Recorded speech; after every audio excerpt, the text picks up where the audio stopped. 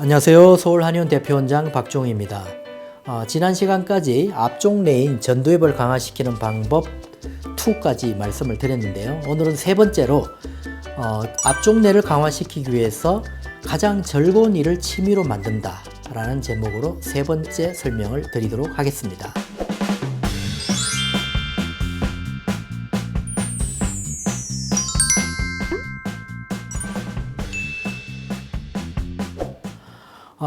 앞쪽 뇌인 전두엽의 기능이 떨어지면 동기부여가 잘 되지 않기 때문에 환자들에게 이거 해봐라 저거 해봐라 권하는 게 쉽지 않습니다.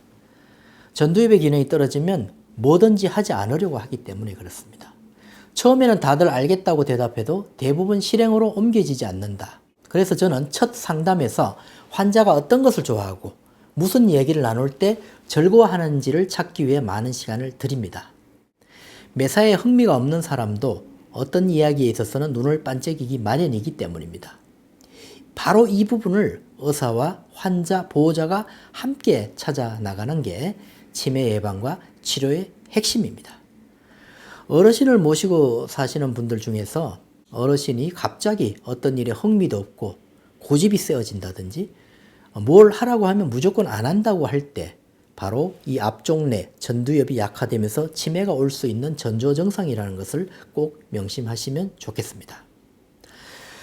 예를 들어 어떤 사람은 음식 이야기를 할 때 눈이 반짝이고 또 어떤 사람은 자연에 대한 이야기를 할 때 표정이 편안해지는 경우가 있습니다. 아이처럼 고집불통이던 환자도 좋아하는 이야기 앞에서는 해맑은 미소를 짓습니다. 그래서 평소 배우고 싶었던 취미, 좋아하는 운동 등을 물으며 추적하다 보면 적어도 한 가지는 발견이 되는데 바로 이것을 취미 활동으로 삼도록 격려를 해드리면 됩니다. 한 예로 맛집 가는 것을 좋아하던 한 환자에게는 이 취미를 좀 더 능동적인 활동으로 바꿔보길 권했습니다. 단순히 가서 먹어보고 끝내는 것으로는 부족할 수가 있기 때문입니다. 구체적으로 계획을 세우는 게 두뇌 활동을 높이는 데 도움이 될 수 있습니다. 어떤 식당으로 갈지 찾아보고 누구와 언제 어떻게 갈지 식당을 선정하는 기준은 무엇인지 예약이 필요한지 아닌지 등을 상세히 체크하도록 하는 것이 앞쪽 뇌인 전두엽을 활성화시키는 데 도움이 됩니다.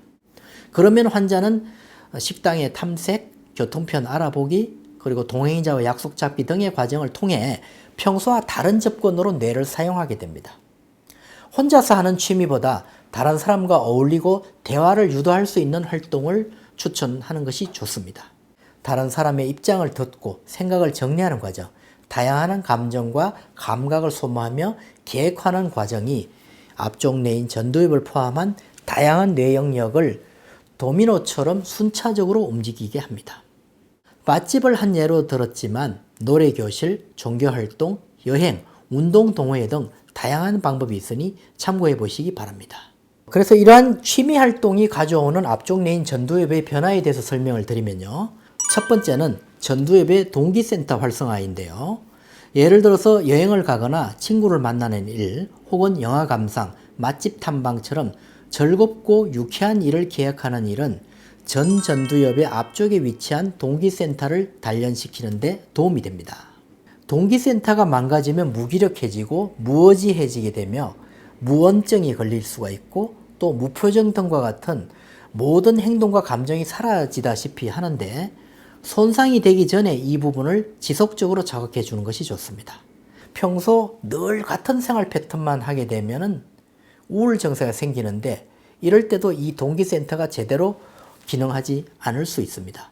그로 인해서 동기부여, 자발성 등을 유도하는 신경전달 물질인 도파민이 부족해지는데 재미있는 계획을 자주 세우는 것만으로도 도파민 분비 촉진 그리고 동기센터 자극 및 활성화 효과를 기대할 수 있습니다. 취미생활이 가져오는 전두엽의 변화 두 번째는 전두엽의 기획센터 활성화입니다. 기획센터는 전두엽의 바깥면에 있습니다. 이 부분을 활성화하게 되면 목표의식이 생기고 목표에 이르기 위해 어떤 절차를 거쳐야 할지 올바로 판단하게 됩니다. 취미를 기획하는 과정은 일종의 기획 역할이라고 볼 수 있습니다. 뇌는 이 단계에서 정보 수집, 판단, 실행을 반복적으로 연습하게 되므로 그것 자체로 인지 훈련이 되게 됩니다. 취미활동이 가져오는 전두엽의 변화 세 번째는 전두엽의 충동조절센터의 활성화입니다. 평소에 사람들을 만나 다양한 관계를 맺다 보면 억울한 일을 당하기도 하고 남을 미워하기도 하며 화가 나는 일도 종종 생깁니다. 이럴 때 즉각적으로 반응하기보다 한번 감정을 거르는 과정이 매우 중요한데요. 살아가며 느끼는 원초적인 감정을 뇌의 안쪽 부분인 변연계에서 주관한다면 그 감정의 표출을 조절하는 역할은 앞쪽 뇌인 전두엽의 전두엽이 담당합니다. 이 두 기관의 균형이 깨지면 치매가 발병하기 쉽습니다.